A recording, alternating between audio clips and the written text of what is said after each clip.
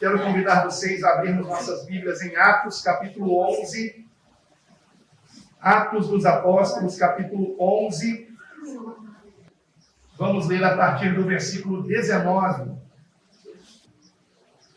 E os que foram dispersos pela perseguição que sucedeu por causa de Estevão, caminharam até a Fenícia, Chipre e Antioquia, não anunciando a ninguém a palavra, senão somente aos judeus. E havia entre eles alguns homens síprios e cirenenses, os quais, entrando em Antioquia, falaram aos gregos, anunciando o Senhor Jesus. E a mão do Senhor era com eles, e grande número creu e se converteu ao Senhor. E chegou a fama destas coisas aos ouvidos da igreja que estava em Jerusalém, e enviaram Barnabé a Antioquia, o qual, quando chegou e viu a graça de Deus, se alegrou e exortou a todos que permanecessem no Senhor com propósito de coração, porque era homem de bem e cheio do Espírito Santo e de fé, e muita gente se uniu ao Senhor. E partiu Barnabé para Tarso a buscar Saulo, e achando, o conduziu para Antioquia. E sucedeu que todo um ano se reuniram naquela igreja e ensinaram muita gente. E em Antioquia foram os discípulos pela primeira vez chamados cristãos. Amém. Somente até aqui, os queridos irmãos podem sentar-se, por favor. Glória a Deus. Meus amados irmãos, o livro de Atos dos Apóstolos, ele não é apenas um relato histórico do início da igreja cristã. Mas principalmente, amados, temos que compreender que o livro de Atos dos Apóstolos é um guia para que toda a igreja de Cristo seja plenamente desenvolvida e atuante segundo a vontade de Deus.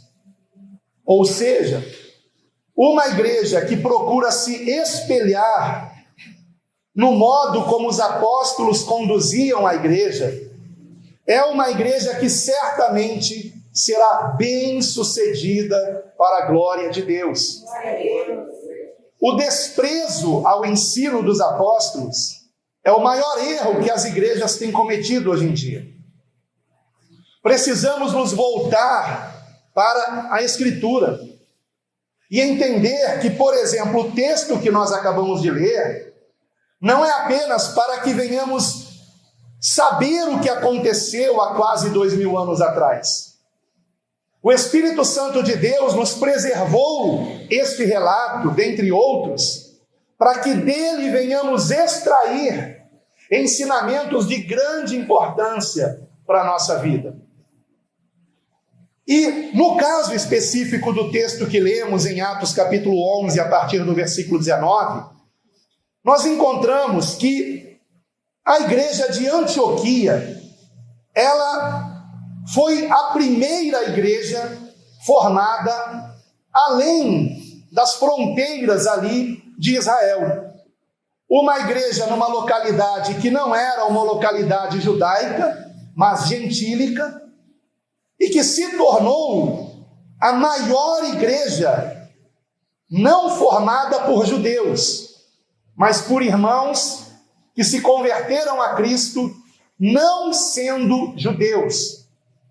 Então, nós encontramos aqui nada mais, nada menos que a igreja que foi a base missionária para Paulo e, na primeira viagem de Paulo, também para Barnabé. Então, uma igreja de grande importância, irmãos. E uma igreja que é um modelo para nós, queridos irmãos. Agora, qual foi o segredo para que esta igreja fosse tão bem sucedida, amados. Nós encontramos aqui pelo menos 3 evidências deste segredo, ou seja, o que os irmãos em Antioquia fizeram de certo para que esta igreja fosse tão bem sucedida, e que evidentemente nós também temos que fazer, e que lamentavelmente muitas igrejas hoje em dia não têm feito. Havia nessa igreja em Antioquia, e está revelado no texto que nós lemos, o entendimento correto de pelo menos 3 pontos em que hoje há muita deturpação, irmãos. Muita deturpação. Indo diretamente a eles, eu queria chamar a sua atenção para o versículo 23, que nos diz assim: que quando Barnabé chegou em Antioquia e viu a graça de Deus, se alegrou e exortou a todos que permanecessem no Senhor, com propósito de coração. Esta igreja foi muito bem doutrinada por Barnabé em relação à graça de Deus, coisa que lamentavelmente hoje não está sendo muito bem entendido. Do que se trata a graça de Deus?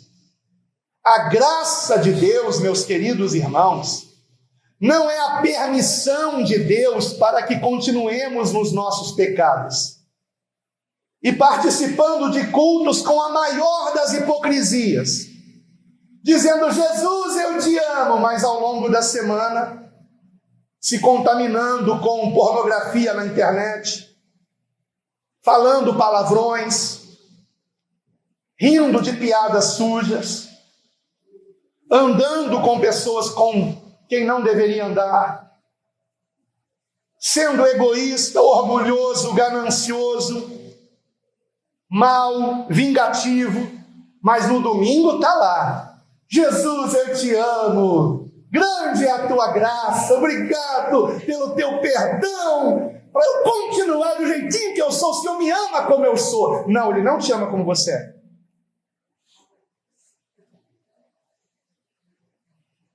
Ele morreu na cruz do Calvário para que nós sejamos uma nova criatura,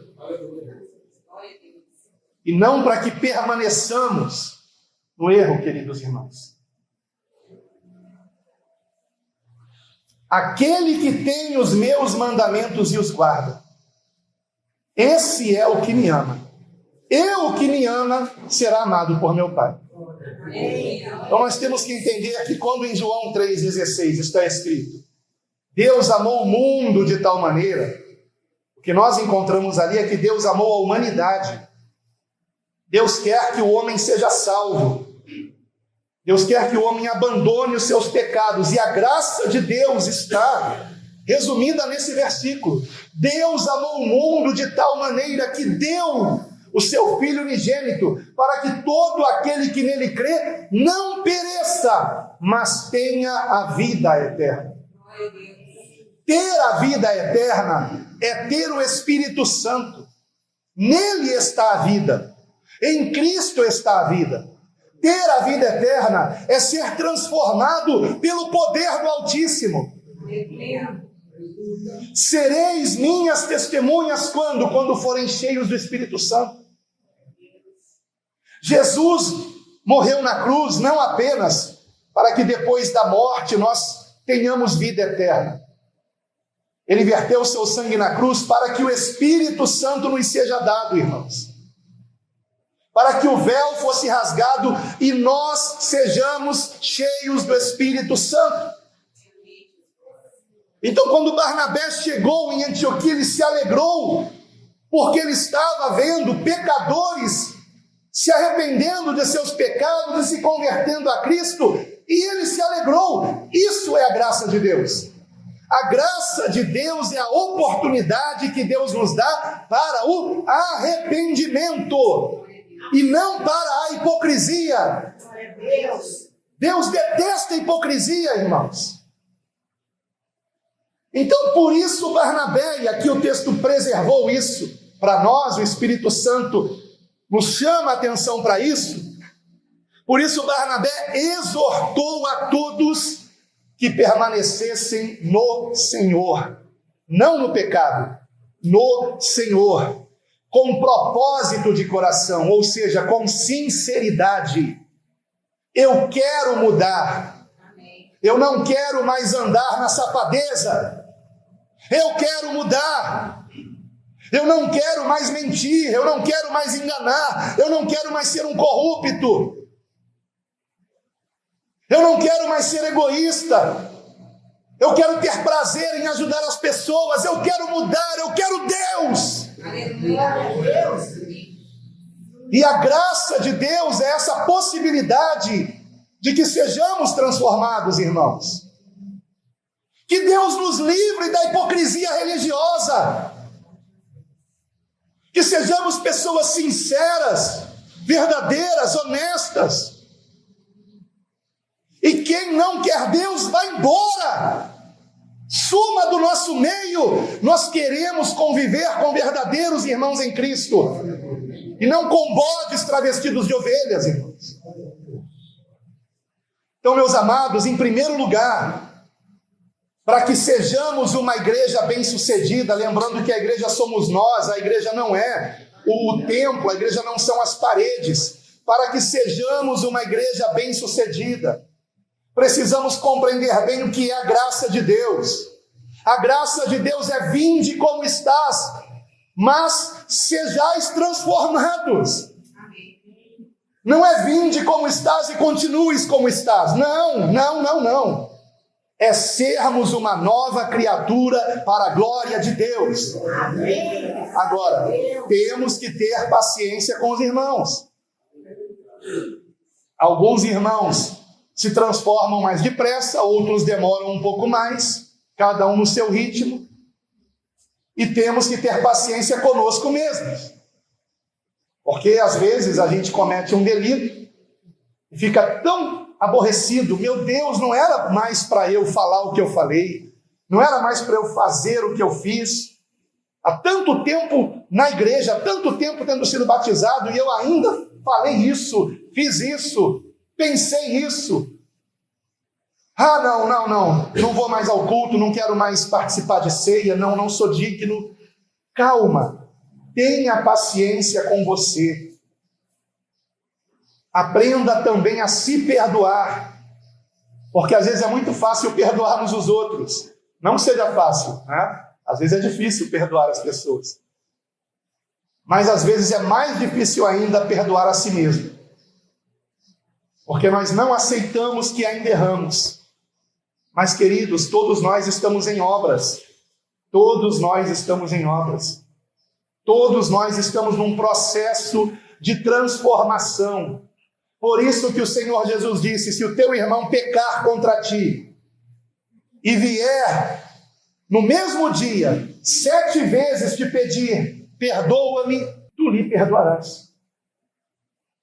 Temos que perdoar, porque nós também, queridos, erramos, cada um de nós. Eu não sou perfeito, irmãos. Eu também erro.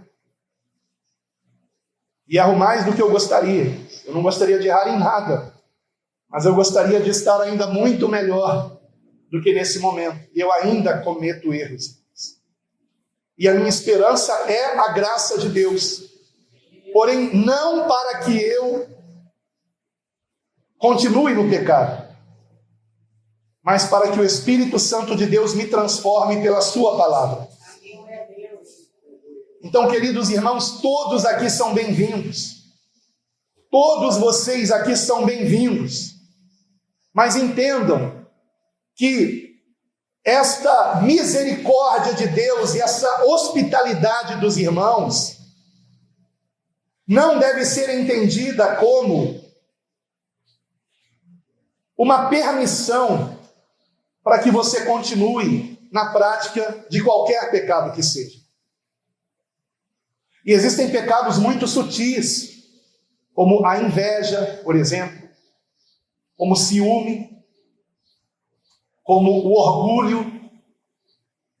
Há outros pecados que são mais visíveis, mas há pecados que são bem ocultos.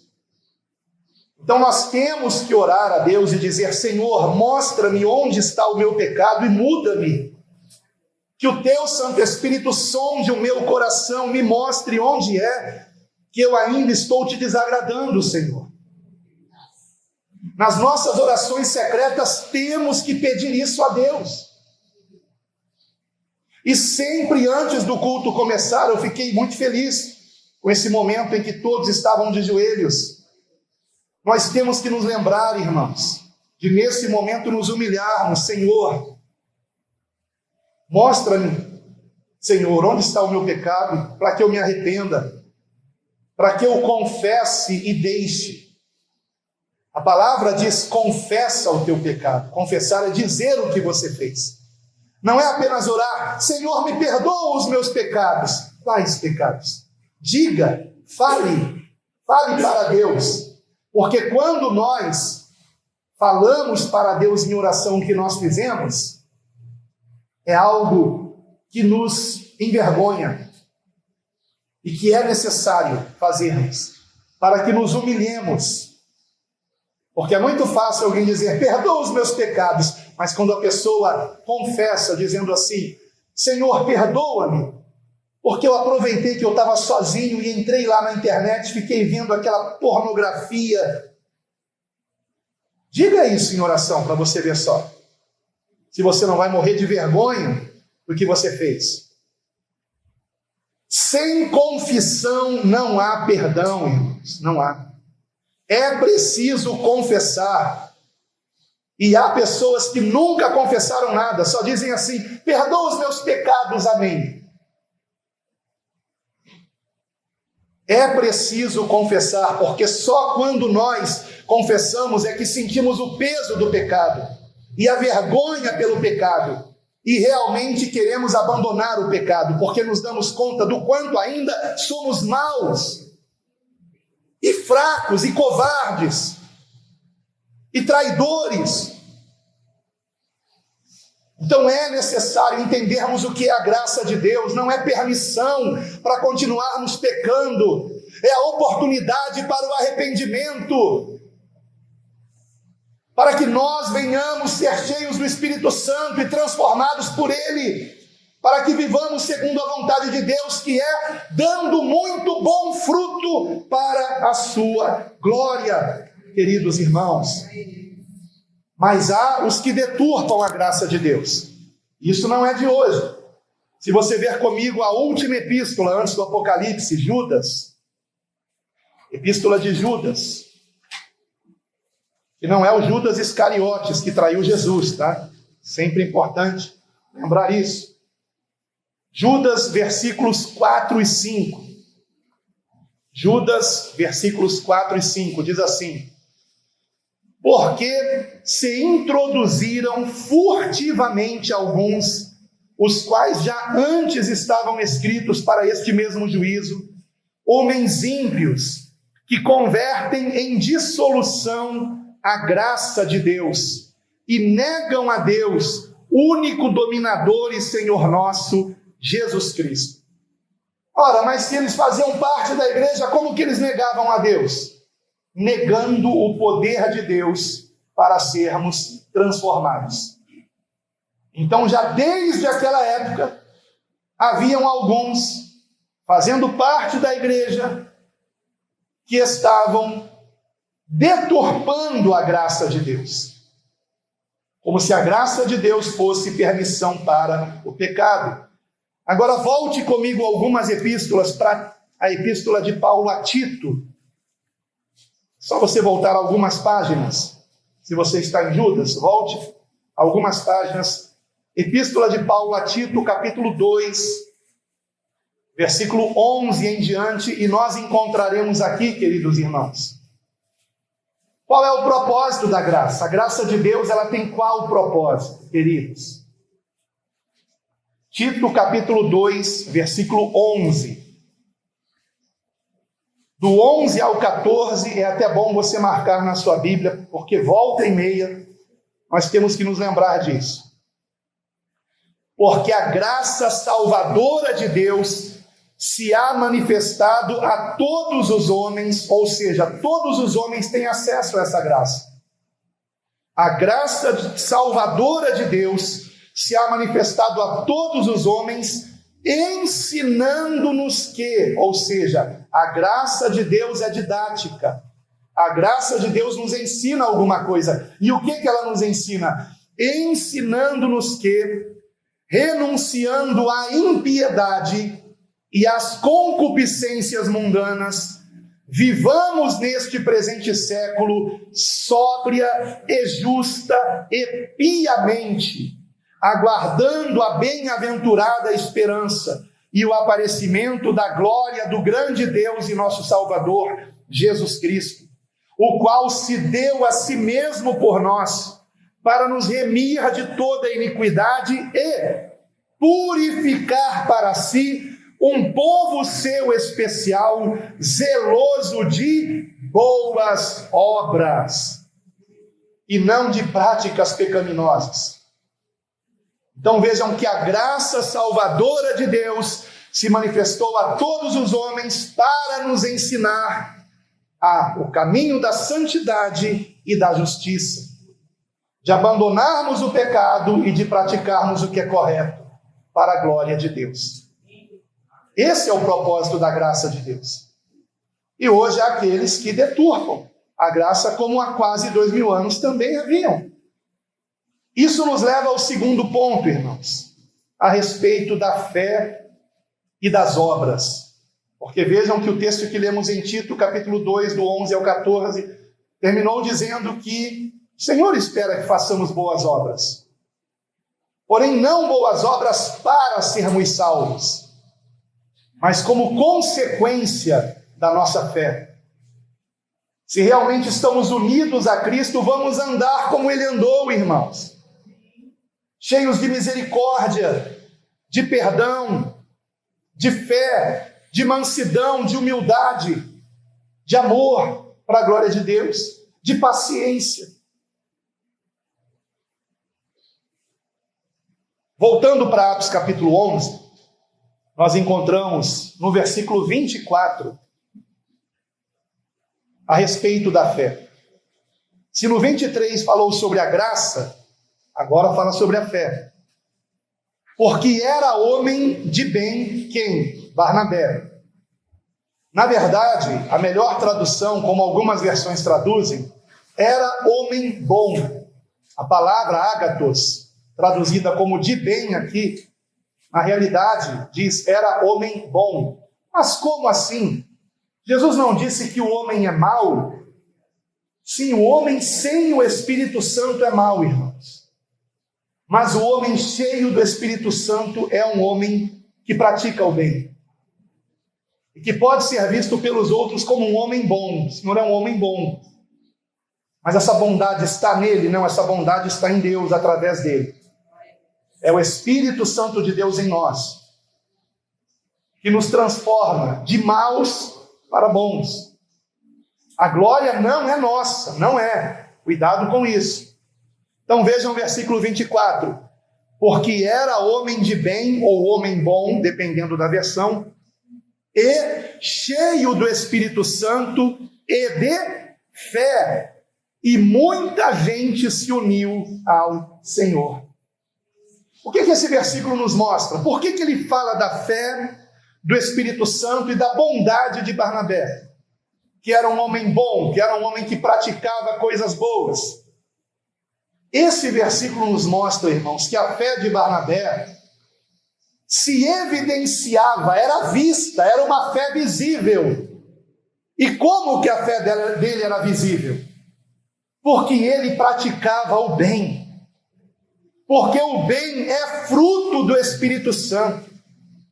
A benignidade, a bondade é fruto do Espírito Santo. Então, Barnabé ser um homem diferente, sem nenhum vestígio de maldade em seu coração, fazia com que as pessoas vissem que aquele homem era diferente. E quando perguntavam, como você pode ser assim? sem que seja uma pessoa falsa, sem que faça isso com hipocrisia, sem que esteja usando uma máscara, mas a gente vê que realmente o teu coração é bom. Como que você é alguém assim? E então ele vem e fala de Cristo, porque Jesus Cristo me transformou. Hoje vivo não mais eu, mas Cristo vive em mim. Isto é fé. Fé, não confunda fé com crença. O grande problema é essa confusão entre fé e crença. A palavra fé, no grego, é o substantivo pistis, que é também conjugado como verbo, porque no grego fé não é apenas substantivo como no português. Fé também é um verbo, pisteu. E no grego, que é o idioma no qual foi escrito o Novo Testamento, irmãos, em muitas passagens a fé ela está em ação. Só que o problema é que, como nos idiomas de origem latina, fé não é verbo. O primeiro que traduziu do grego para o latim, que foi Jerônimo, ele teve que escolher uma palavra em latim que mais se aproximasse do verbo pisteu em grego. E ele escolheu o verbo credere em latim, que em português é crer. O problema é que crer se resume a acreditar. Se você pegar um dicionário de sinônimos e antônimos, você verá sinônimo de crer, acreditar. Porém, fé não é apenas acreditar. É claro que eu não posso ter fé sem acreditar. Mas a palavra fé, no grego, como verbo ou como substantivo, pisteu ou pistes, significava mais do que apenas acreditar. Significava comprometer-se com aquele em quem você acredita. Então é mais do que eu acreditar que Jesus existiu. É eu conhecê-lo e querer andar como ele andou. Isso é fé.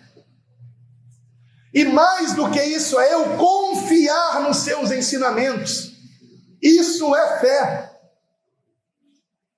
Então eu creio em Jesus, eu tenho fé em Jesus, não apenas quando eu acredito que ele existiu, mas quando eu me comprometo com o que ele ensinou e quando eu confio no seu poder para me transformar. Isso é fé. E toda vez que fé aparece no Novo Testamento, ou até no Antigo também, que você se lembre disso. O entendimento dos antigos a respeito de fé não se resumia ao entendimento que hoje a maioria dos brasileiros tem, que confunde fé com crença. Eu acredito em Jesus, tá? O diabo acredita em Jesus. O diabo acredita que Jesus existiu. Aliás, foi um demônio quem primeiro reconheceu que Jesus era o Filho de Deus, o Santo de Deus.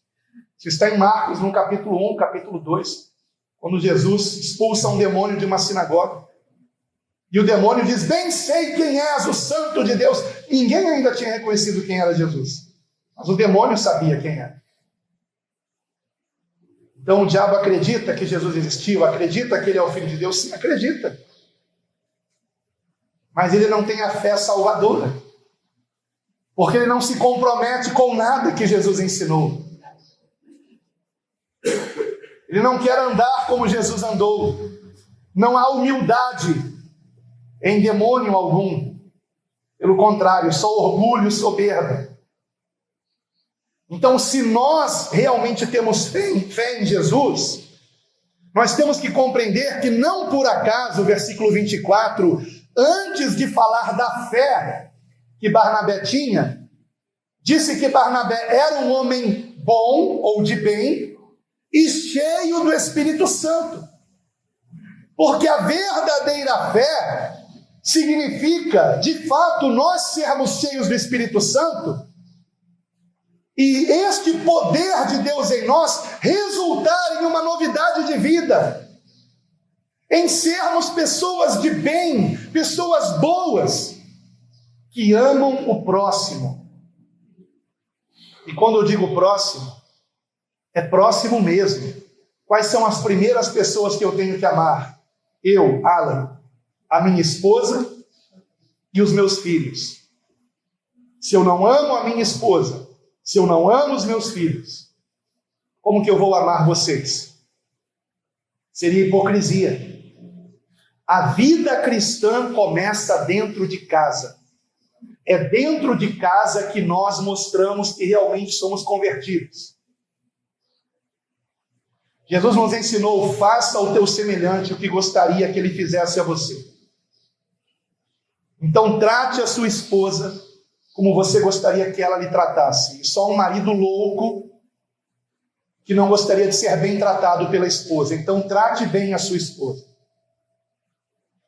As entrevistas para casais que estão noivos querendo se casar e que pedem que eu faça a cerimônia, eu pergunto: por que você quer casar com ele? E quando a resposta é mais ou menos assim: porque esse homem vai me fazer feliz.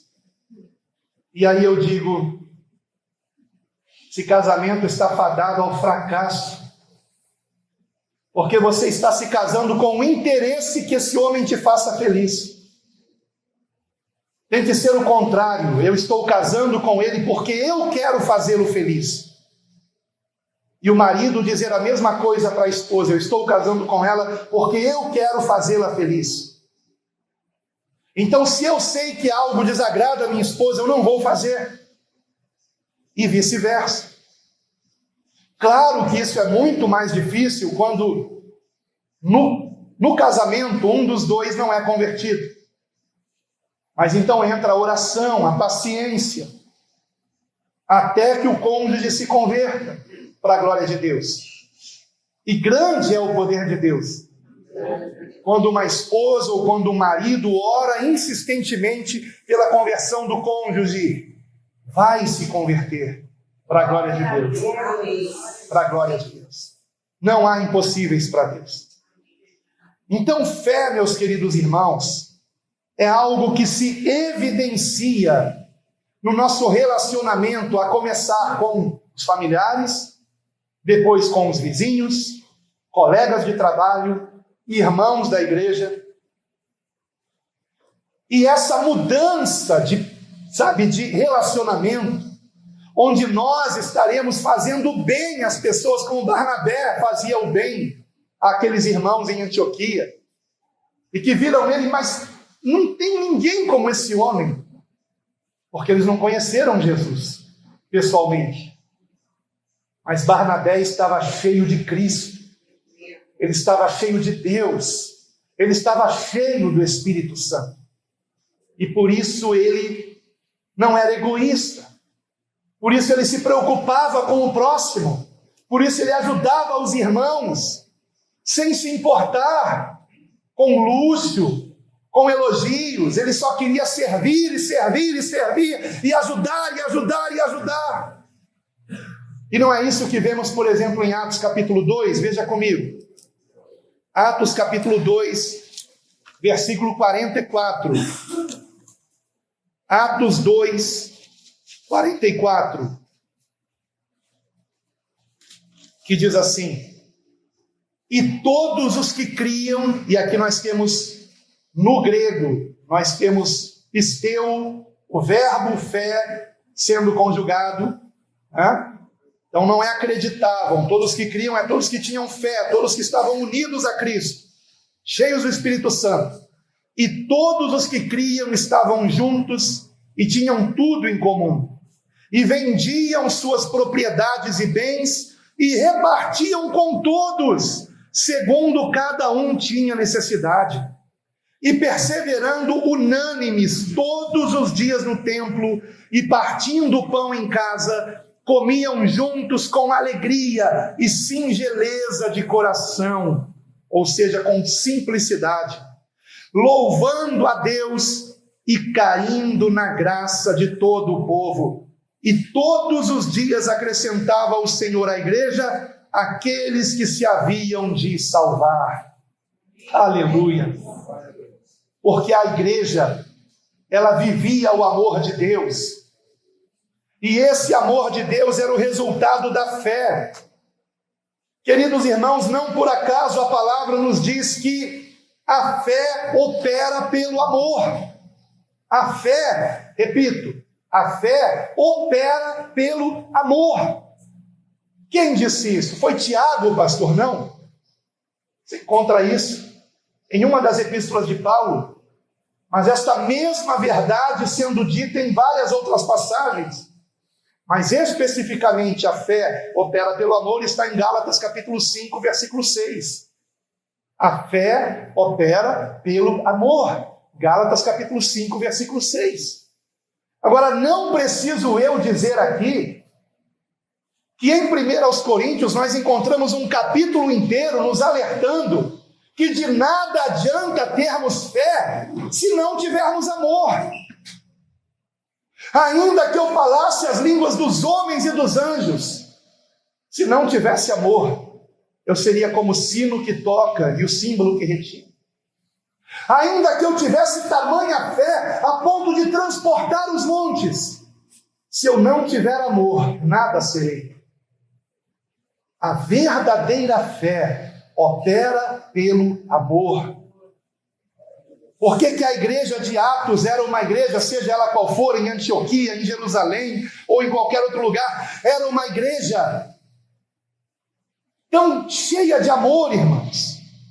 Porque eles compreendiam que fé não é algo teórico, intelectual apenas, é algo prático.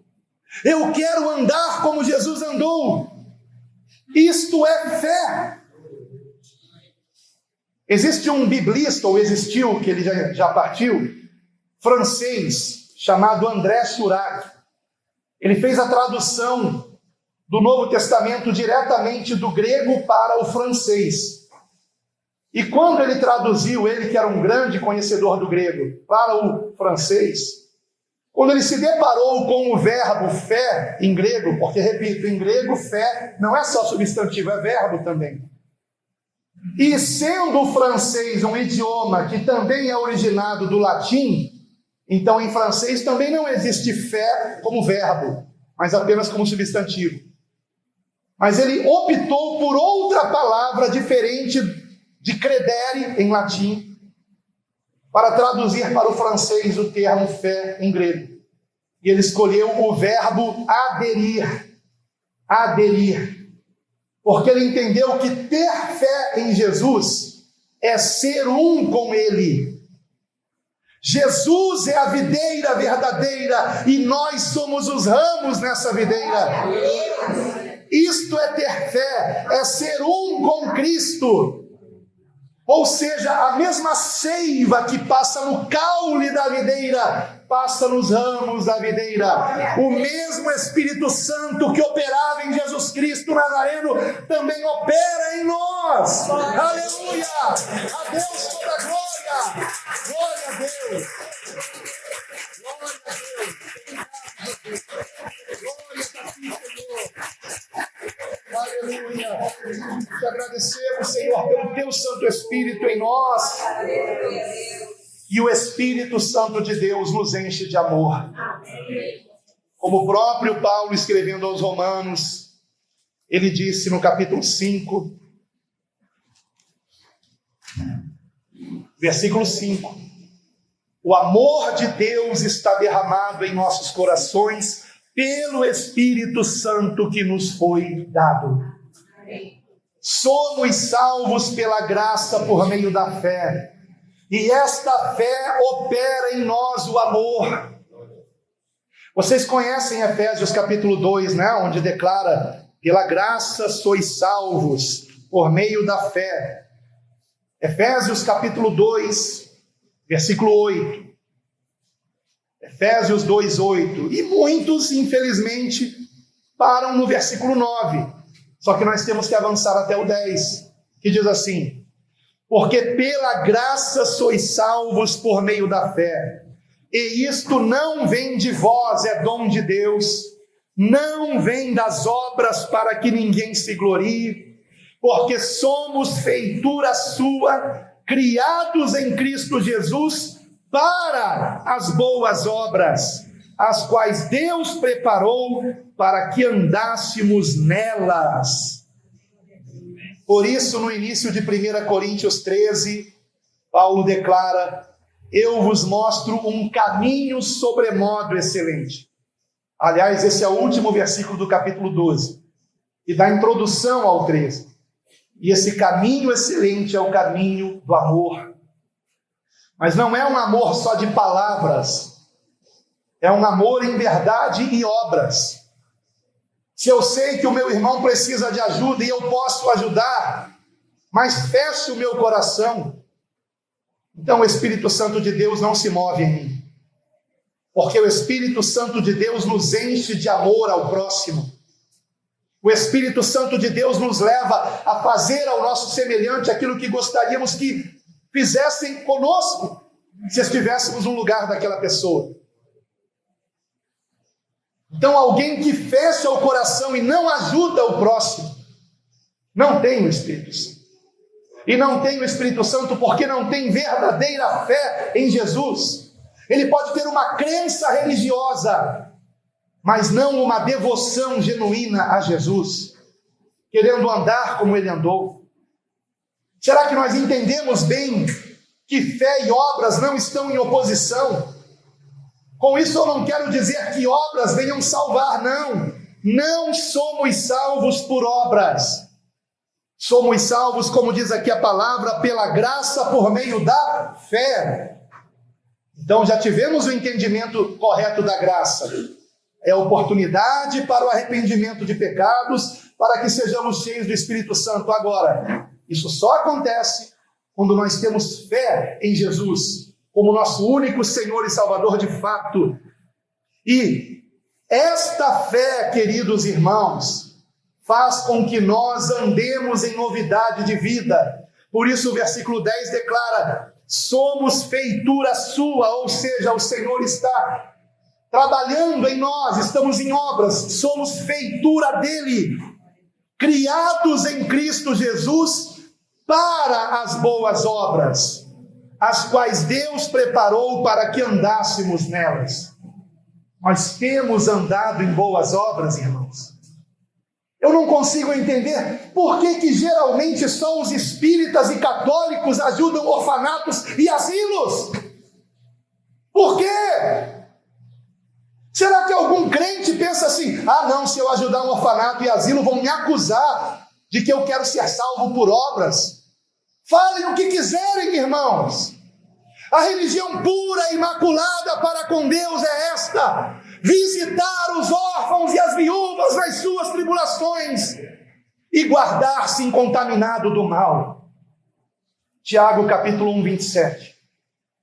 Será que nós estamos realmente nos importando com aqueles que sofrem? Porque o Senhor Jesus se importava, amados. Ele se importava com aqueles que eram desprezados pela sociedade. Será que nós nos importamos? Ou estamos vazios do amor de Deus, confundindo fé com crença e sendo religiosos hipócritas, sem que realmente tenhamos nos convertido a Jesus de todo o nosso coração? Tiago nos alertou no capítulo 2, versículo 26, a fé sem obras é morta. E como eu acabei de mostrar para vocês, Paulo nunca foi contra a prática de boas obras, ele era contra a prática de obras religiosas, mas não de obras de amor, não de obras de amor. Ele mesmo foi quem, usado pelo Espírito Santo, escreveu 1 Coríntios 13, o capítulo do amor, que nos lembra de que nada adianta alguém ter tamanha fé a ponto de transportar montes se não tiver amor. E ele conclui esse capítulo dizendo: agora restam 3 coisas: a fé, a esperança e o amor, mas o maior destes é o amor. Quem disse isso? Paulo. Então não acreditem na mentira de que não pode fazer boas obras, porque a fé não é por obras. Não, a fé não é por obras. Mas a verdadeira fé resulta em obras. Eu não faço boas obras para ser salvo. Eu faço boas obras porque em Cristo sou salvo. E quero andar como ele andou, sem hipocrisia. Sem fazer isso para aparecer. Sem querer elogios. Aliás, preferindo até que ninguém me elogie. Que ninguém me agradeça. E todo o galardão virá da parte do Senhor. Para encerrar esse ponto, veja comigo de novo Tito, por favor. Caso alguém ainda tenha alguma dúvida, que esse texto tira de nós essa dúvida. Voltando para a epístola de Paulo a Tito. Tito capítulo 3, versículos 8 e 9. E depois podemos ler o 14 também, que também fala do mesmo tema mais uma vez. Tito capítulo 3, versículos 8 e 9. Fiel é a palavra, e isto quero que deveras afirmes, para que os que creem em Deus procurem aplicar-se às boas obras. Estas coisas são boas e proveitosas aos homens. Mas não entres em questões loucas, genealogias e contendas, e nos debates acerca da lei, porque são coisas inúteis e vãs. Queridos, nós nos convertemos a Cristo, não para ficarmos debatendo teologia, mas para termos uma prática de vida transformada por Cristo, para andarmos como Ele andou, queridos irmãos, não perdendo a oportunidade de fazer o bem, porque nessa oportunidade de fazer o bem é que nós permitimos que a luz de Cristo seja percebida pelos homens, e eles glorificarão ao Pai que está nos céus, vendo nossas boas obras, como está escrito em Mateus capítulo 5. Agora vejam o versículo 14 aqui de Tito capítulo 3. Tito 3, 14. E os nossos aprendam também a aplicar-se às boas obras, nas coisas necessárias, para que não sejam infrutuosos. Infrutuosos. Quem é que dá fruto? Quem pratica o bem. Quem ama o seu próximo. Quem trata o seu semelhante como gostaria de ser tratado. Ninguém gosta de ser maltratado, a não ser um sádico masoquista. Mas uma pessoa que não tem problema mental gosta de ser bem tratado. Trate bem o seu semelhante. Porque naquele dia, o Senhor nos dirá, foi a mim que fizeste. Foi a mim que fizeste. Tanto o bem que você fez a alguém, quanto o bem que você deixou de fazer a alguém, o Senhor dirá, foi a mim que fizestes, ou foi a mim que deixaste de fazer? Qual a sua escolha? Então procure ver Jesus no seu irmão. E trate o seu irmão como você trataria o próprio Senhor Jesus. Por mais que aos olhos do homem seja alguém insignificante, é seu irmão em Cristo, trate como se você estivesse tratando o próprio Senhor Jesus. Honre o seu irmão, faça o bem ao seu irmão, e quanto mais humilde for esse irmão, maior é a chance do Senhor dizer, foi a mim que fizeste. Porque o Senhor se identifica com as pessoas desprezadas, com as pessoas carentes, aflitas. Ele se identifica com elas. E isto, amados, nos leva ao terceiro e último ponto no versículo 26. Voltando para Atos. Porque vocês lembram que acabamos de ler que Paulo disse a Tito, não entres em questões loucas, debates inúteis e vãos. Voltando aqui para Atos. Último versículo do texto que lemos no início, o versículo 26. E sucedeu que todo um ano se reuniram naquela igreja e ensinaram muita gente. E em Antioquia foram os discípulos pela primeira vez chamados cristãos. Cristãos? Foram teólogos, não? Não foram doutores da lei?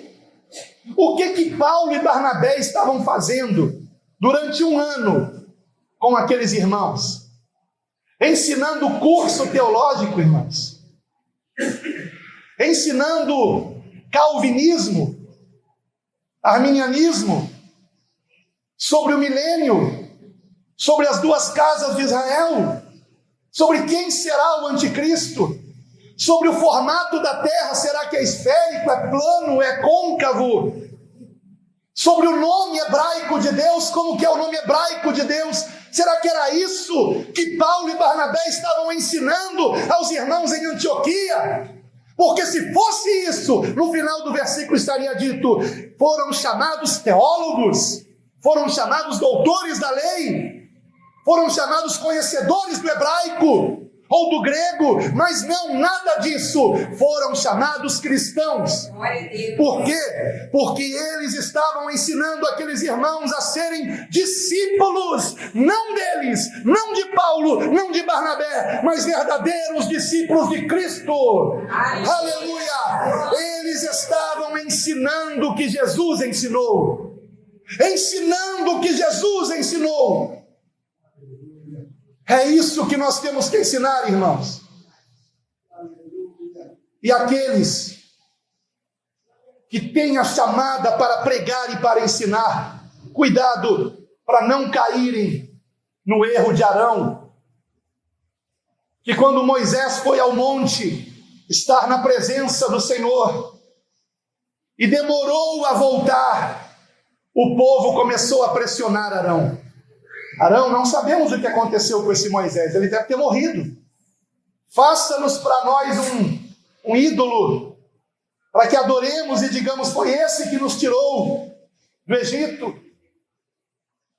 E vocês conhecem o resto da história, não conhecem? E então, um bezerro de ouro foi feito, e aquele povo começou a se alegrar com aquele bezerro de ouro. E quando Moisés finalmente desce do monte, escuta todo aquele barulho, e Josué pensou que pudesse ser barulho de guerra, alguma coisa assim. Não é barulho de dança. E qual é a característica da igreja hoje? O povo só quer dançar. Eu sou de Jesus, Jesus eu te amo. Arrependimento de pecados, nada. Mudança de vida, nada. Visitar orfanatos e asilos, nada. Ajudar o próximo, nada. É só: venha a mim o vosso reino. Quero carro zero, casa própria, quero ser o diretor da empresa. E as pessoas buscando um bezerro de ouro, se esquecendo da humildade de Cristo, se esquecendo do exemplo que o Senhor Jesus nos deu, de renúncia, de amor ao próximo, de misericórdia. E Arão, pressionado pelo povo, fez o que o povo queria.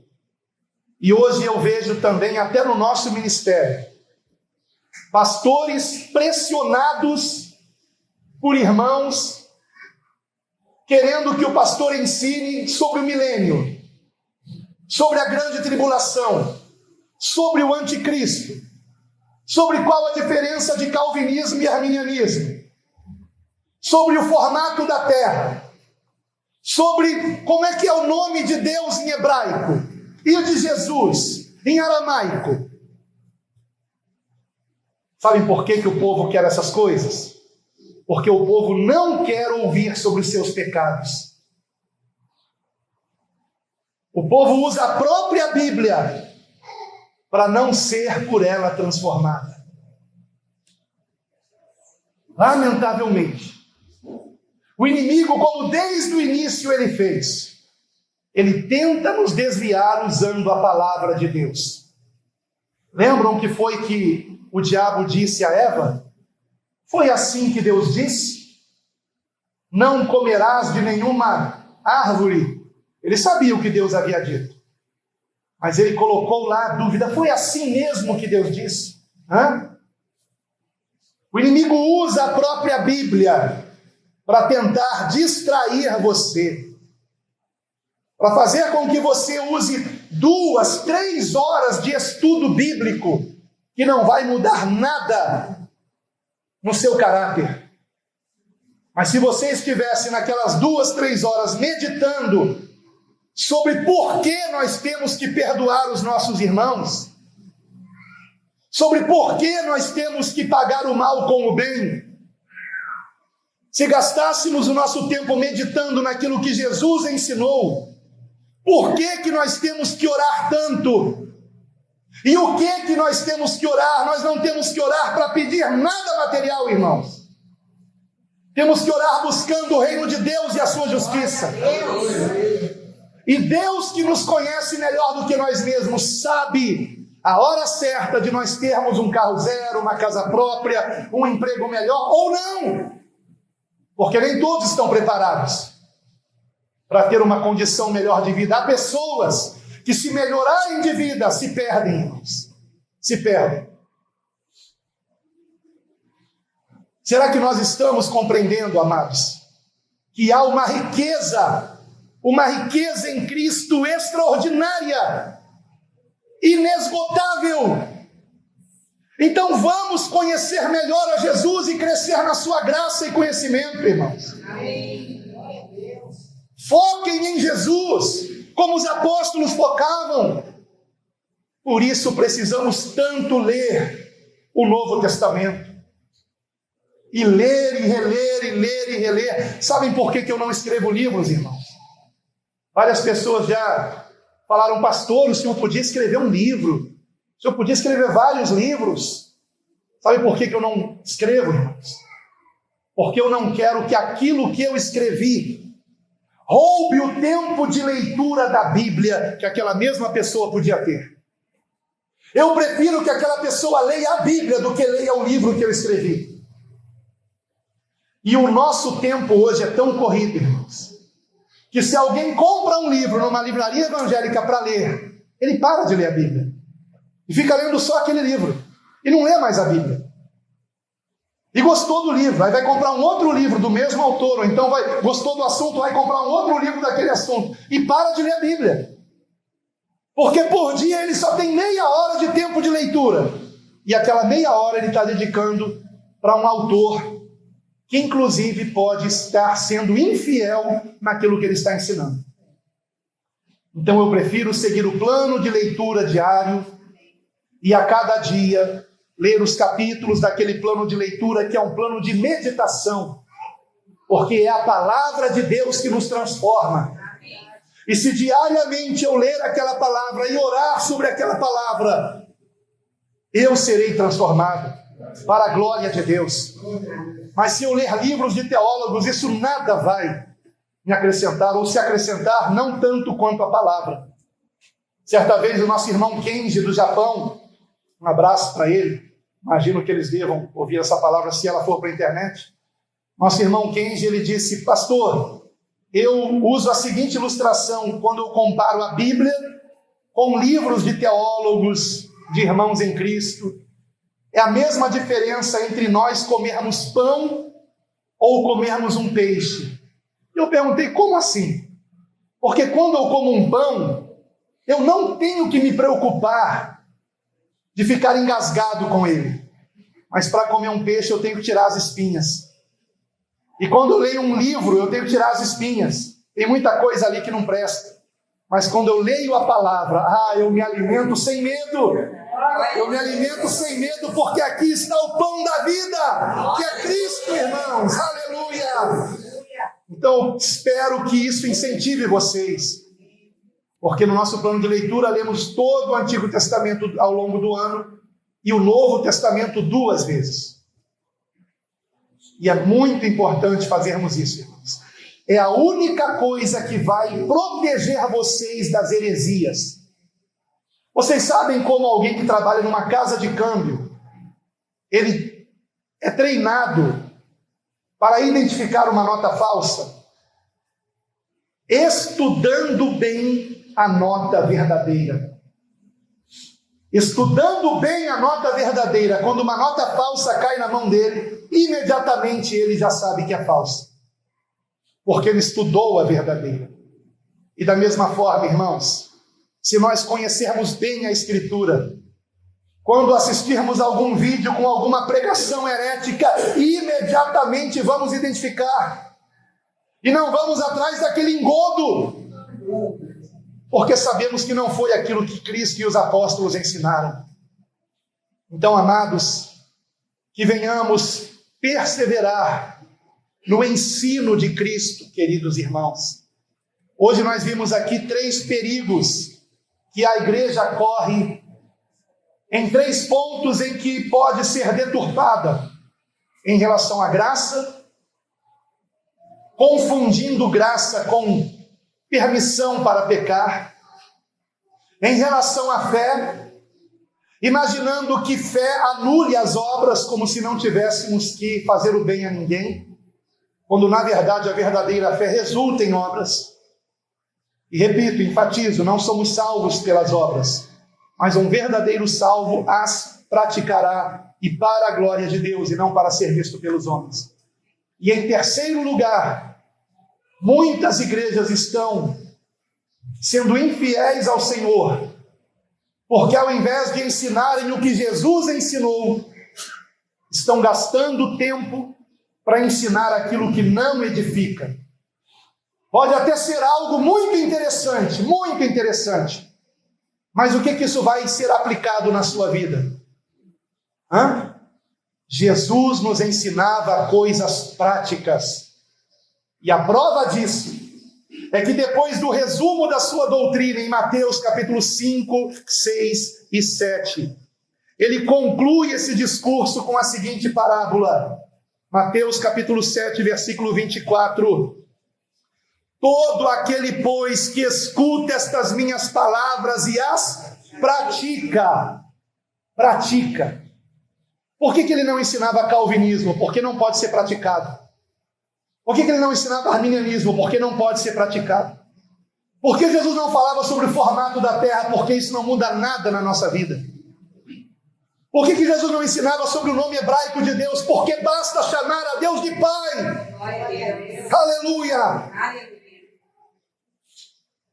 Todo aquele, pois, que escuta estas minhas palavras e as pratica, assemelhá-lo-ei ao homem prudente que edificou a sua casa sobre a rocha. E desceu a chuva, e correram rios, e assopraram ventos, e combateram contra aquela casa, que não caiu, porque estava edificada sobre a rocha. Agora, como pode alguém praticar o que Jesus ensinou, se ele nem aprende o que Jesus ensinou? Se ao invés de se ensinar sobre Jesus, se ensina sobre Abraão, Isaac, Jacó, Davi, Salomão. O desprezo a Jesus é algo alarmante, assustador. Eu só posso entender que é o próprio diabo que está por trás disso, enganando as pessoas, fazendo-as tirar o foco de Jesus. Não distorçam minhas palavras, não estou dizendo que não podemos usar um texto do Antigo Testamento para pregar. Claro que podemos. A própria pregação no dia de Pentecostes, em Atos capítulo 2, foi com base no texto de Joel, o profeta. No entanto, o que Pedro fez com aquela mensagem? O mais rápido possível apontou para Cristo e ficou em Cristo até o fim. Aleluia! Pregação cristocêntrica. É nele que temos que nos espelhar, e não em Abraão, Isaac, Jacó, Davi, Salomão, ou seja, quem for. É nele, irmãos. Ele nasceu como homem, embora de uma virgem, sem a semente do pecado, mas viveu como homem, teve os mesmos sentimentos de um homem. A palavra diz que em tudo Jesus foi tentado e jamais pecou, para nos ensinar o caminho que devemos andar. Se dedicava à oração, ele sendo filho unigênito de Deus, se dedicava à oração, para nos ensinar o quanto nós temos que orar e nos submetermos à vontade de Deus, como Ele nos ensinou: seja feita não a minha, mas a tua vontade. Aleluia! Temos tanto a aprender com Jesus, irmãos, tanto a aprender com aqueles que conviveram com Jesus. Temos tanto, queridos, para aprender da nova aliança. Mas o próprio Senhor Jesus disse, em Lucas capítulo 5, quando falou da parábola do vinho novo em odres velhos, ele disse que aquele que bebeu do vinho velho diz: o vinho velho é muito bom, eu fico com o velho, porque não bebeu do novo. Beba do novo, beba de Cristo. Leia o Novo Testamento, ore sobre o que Jesus ensinou, para que seja aplicado na sua vida, e o poder de Deus se manifestará em você. Aleluia! Ele quer nos encher do Espírito Santo, como aqueles primeiros cristãos eram cheios do Espírito Santo. Mas para isso nós temos que ter um coração aberto e rendido a Ele. Enche-me, Senhor, muda-me, Senhor, transforma-me, Senhor, livra-me da religiosidade hipócrita. E tudo isso para a glória de Deus. Então nunca faça do a Deus toda a glória um mero chavão, porque não é. É para que nos lembremos que toda a obra quem faz é o Espírito Santo. A nossa parte é não resistirmos a Ele. A nossa parte é nos rendermos a Ele e dizermos: muda-me, Senhor, para a tua glória.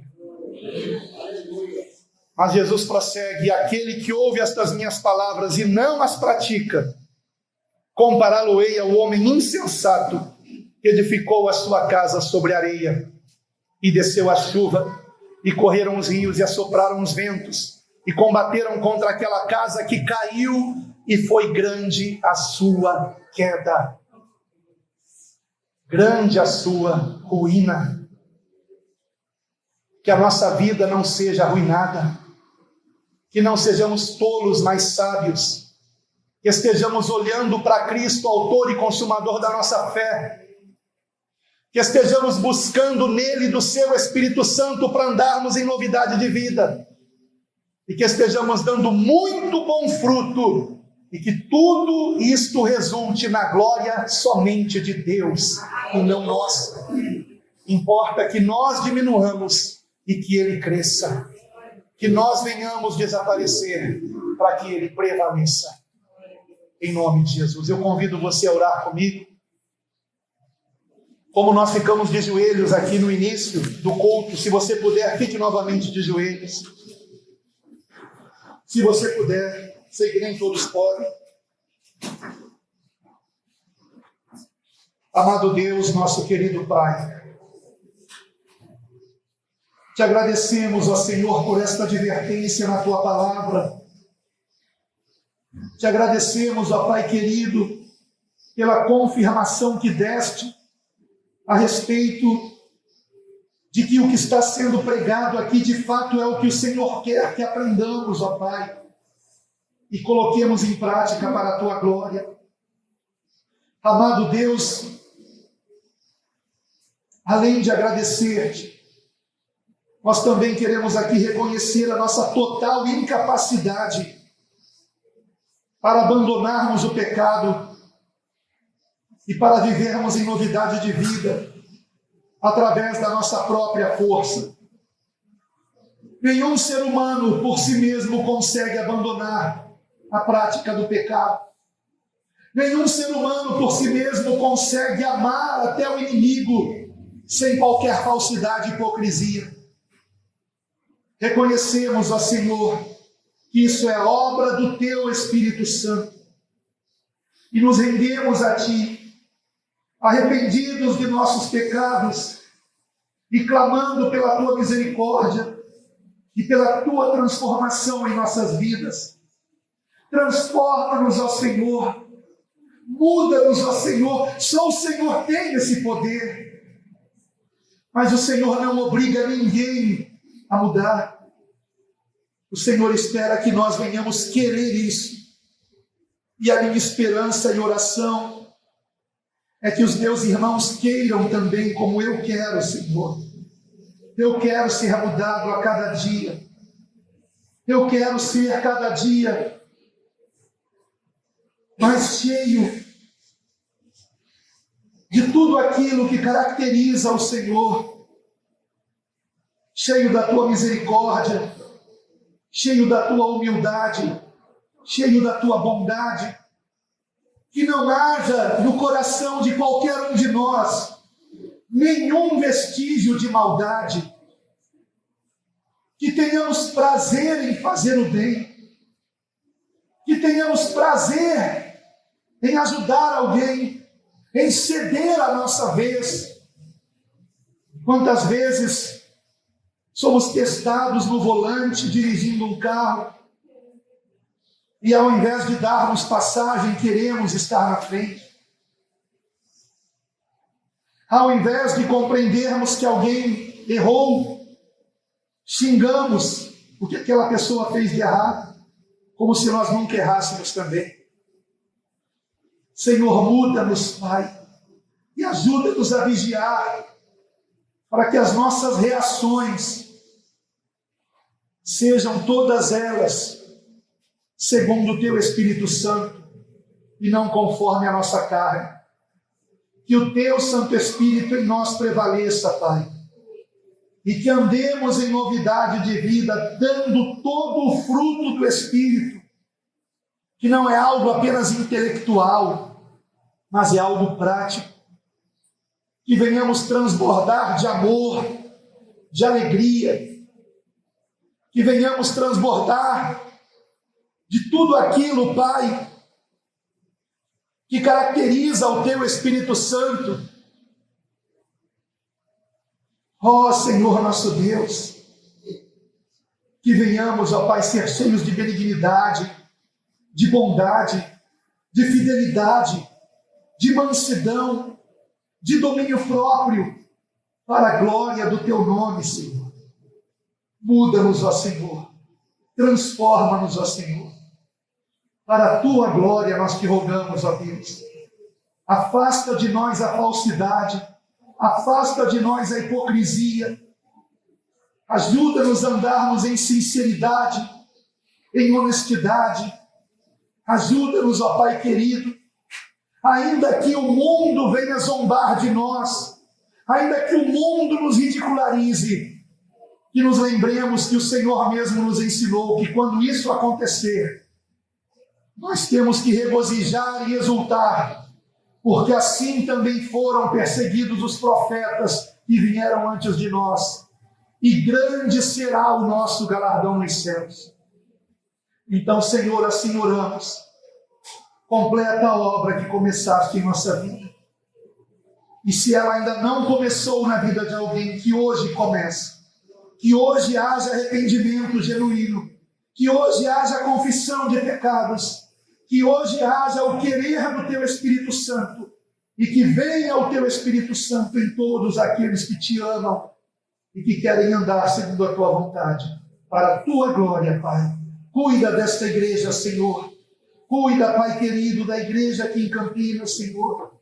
Guarda, Pai, os nossos irmãos, que eles estejam, Pai, cheios de humildade e jamais competindo por cargos, que eles estejam querendo servir ao invés de serem servidos, que não queiram ser elogiados, mas queiram tão somente ajudar a quem necessita.